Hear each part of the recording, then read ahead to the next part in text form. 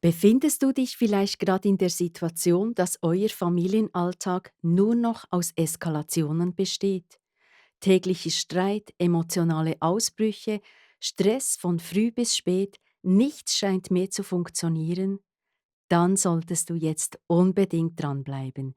In dieser Folge teile ich mit dir die Geschichte einer Mutter, die mit ihrer Familie am Limit war und wie eine gezielte Ernährungsumstellung mit Feba alles verändert hat. Hey, du Family Hero! Bereit, deinen anspruchsvollen Alltag neu zu gestalten? Erfahre, wie gezielte Ernährung das herausfordernde Verhalten deines Kindes nachhaltig verbessern kann. Ich bin Pascal Henny von FEBA, der Fachstelle Ernährung bei ADHS, und sage dir, ein entspanntes Familienleben ist möglich. Los geht's! Ich möchte dir heute einen Erfahrungsbericht vorlesen, der zeigt, wie kraftvoll der Einfluss von Ernährung auf das Familienleben sein kann. Die Mutter vom 11-jährigen Timo hat mir folgende Zeilen zukommen lassen. Es ist noch gar nicht lange her, 2 Monate um genau zu sein. Da hallte es morgens durch unser Haus. Ich gehe heute nicht zur Schule, ich hasse euch alle. So begann fast jeder Tag, und das seit 10 endlosen Jahren. Ein Alltag wie auf rohen Eiern, beherrscht von unvorhersehbaren Wutanfällen, Dauerstress, innerer Zerrissenheit und unserem als Eltern lähmenden Gefühl der Hilflosigkeit. Vor ein paar Monaten dann der Tiefpunkt. Die Lehrerin unseres Sohnes Timo bat uns zu einem Gespräch. Wieder einmal. Dieses Mal war es anders. Sie sagte klipp und klar, dass sie ihn nicht mehr unterrichten könne. Sie legte uns nahe, Timo in ein Heim zu geben. Ein Schlag ins Gesicht. Mein Mann und ich wussten, so kann es nicht weitergehen. Es muss sich etwas ändern, und zwar sofort. Wir waren am Limit. Verständnis fehlte komplett. Aus dem Umfeld kam wenig Rückhalt. Stattdessen hörten wir nur: Ihr seid doch selbst schuld, ihr habt eure Kinder einfach nicht im Griff. In meiner Verzweiflung begann ich zu recherchieren und stieß auf Feba. Etwas in mir sagte sofort: Da ist jemand, der versteht. Da ist Hilfe. Ich rief an. Nach einem Gespräch mit Pascal war klar, wir gehen den Weg der Feba-Ernährungstherapie.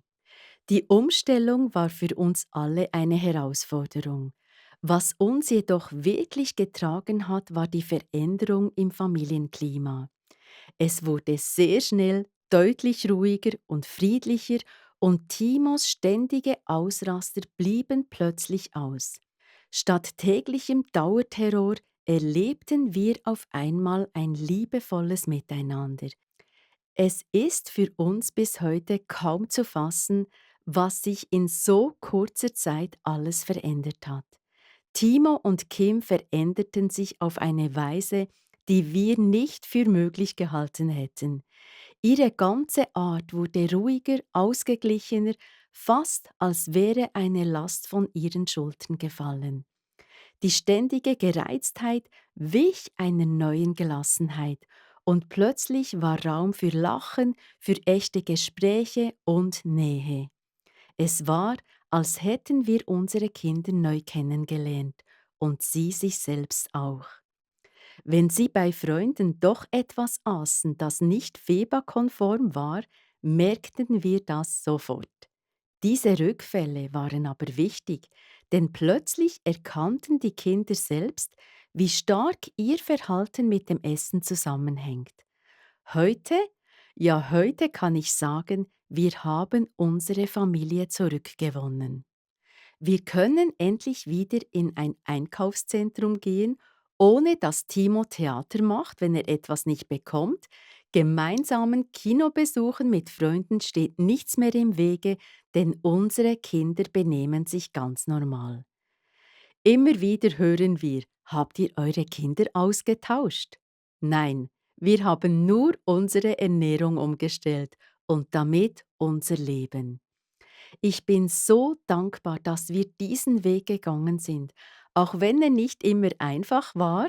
Es hat sich so sehr gelohnt, denn er hat uns das zurückgegeben, was wir fast verloren hätten. Frieden, Freude und das Gefühl, wieder eine richtige Familie zu sein. Ja, wenn ich dir das jetzt so vorlese, berührt es mich selber. Diese Geschichten berühren mich immer wieder. Ich bekomme sehr viele Feedbacks und Erfahrungsberichte. Ich frage auch immer nach, ob sie mir diese Geschichten doch aufschreiben würden. Ja, weil ich höre das von diesen Leuten und ja, es ist auch schön, wenn ich das euch in Form eines Erfahrungsberichtes auf der Webseite oder eben hier vorlesen kann, weil das sind wirklich so wunderschöne Geschichten. Wenn dich diese Geschichte jetzt berührt hat und du vielleicht sogar Parallelen zu deiner eigenen Familiensituation erkannt hast, dann schau unbedingt auf der Webseite vorbei. Dort findest du noch viele weitere Erfahrungsberichte von Familien, die den Feba-Weg gegangen sind. Den Link findest du wie immer in den Show Notes. Vielleicht ist genau die Geschichte dabei, die dir gerade jetzt Mut macht. Es tut einfach auch gut zu spüren, dass man mit den Herausforderungen rund um ein verhaltensauffälliges Kind nicht alleine ist. In den Live-Calls höre ich das immer wieder, wie dieser Austausch mit anderen Familien in ähnlichen Situationen einfach gut tun und wie die Leute das einfach schätzen, auch die kleinen und großen Erfolge gemeinsam zu teilen und natürlich auch zu feiern. Du weißt ja, solche Erfahrungsberichte lese ich immer wieder vor und das nächste Mal gibt es dann wieder ein kleines Takeaway. Sei auf jeden Fall mit dabei und ich sage schön, bist jetzt dabei gewesen und ich sage Tschüss, bis zum nächsten Mal. Bevor du weitergehst, habe ich noch eine kurze, aber wichtige Info für dich. Die Warteliste für den SOS Soforthilfe Guide ist ab sofort geöffnet. Wenn du dich einträgst, bekommst du den kompletten Guide inklusive der 5-Tage-Challenge mit Einkaufsliste, Menüplan und Rezepten am Auslieferungstag direkt in deinen E-Mail-Posteingang. Diese Challenge findet nur 3-mal im Jahr statt. Nutze also die Gelegenheit und finde heraus, ob Feba auch deinem Kind helfen kann. Mehr Infos gibt's in Folge 36 oder über den Link zur Warteliste. Beides findest du in den Show Notes.